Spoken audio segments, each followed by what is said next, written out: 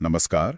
आज हम जरा गहराई से बात करेंगे मध्य पूर्व के बढ़ते तनाव पर, खास तौर पर अमेरिका और ईरान के बीच जो ये हालिया टकराव हुआ है उस पर।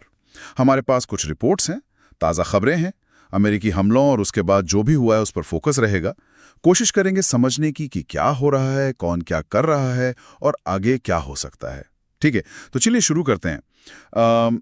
सबसे बड़ी बात तो ये है कि अमेरिका ने हवाई हमले किए।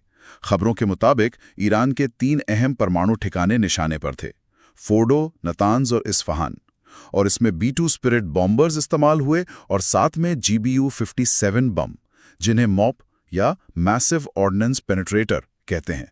सुना है इनका लड़ाई में ये पहला इस्तेमाल है। जी हाँ, ये बात काफ़ी चर्चा में है। मॉप्स काफ़ी शक्तिशाली बम माने जाते हैं और इनका इस्तेमाल दिखाता है कि अमेरिका शायद उन ठिकानों को निशाना बना रहा था जो ज़मीन के काफ़ी नीचे हैं, जैसे ईरान के कुछ परमाणु संयंत्र। हाँ, सही बात है।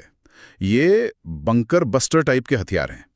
और अमेरिकी राष्ट्रपति ट्रंप का बयान भी आया है। उन्होंने दावा किया है कि इन हमलों से ईरान की परमाणु क्षमता मिटा दी गई है।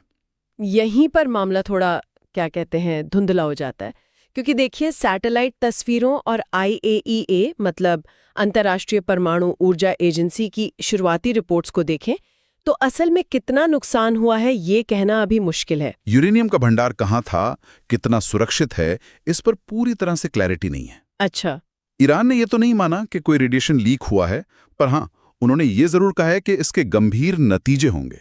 तो ये जो अनिश्चितता है ना, ये बहुत अहम है। बिल्कुल। और फिर इसके फौरन बाद मामला और आगे बढ़ गया।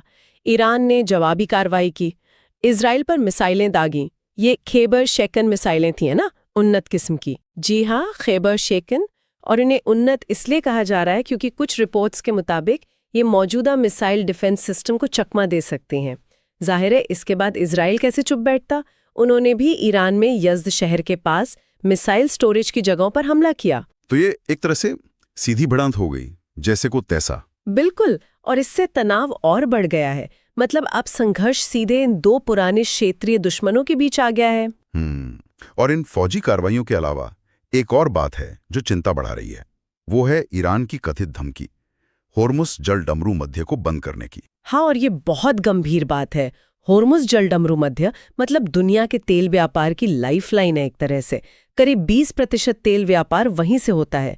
अगर वो रास्ता बंद होता है तो सोचिए क्या होगा। तेल बाजार में तो भूचाल आ जाएगा, कीमतें आसमान पर। जी, सप्लाई चेन टूट सकती है। और भारत जैसे देश जो खाड़ी देशों से काफी तेल लेते हैं, उन पर तो बहुत बड़ा असर पड़ेगा। हाँ, ये तो है।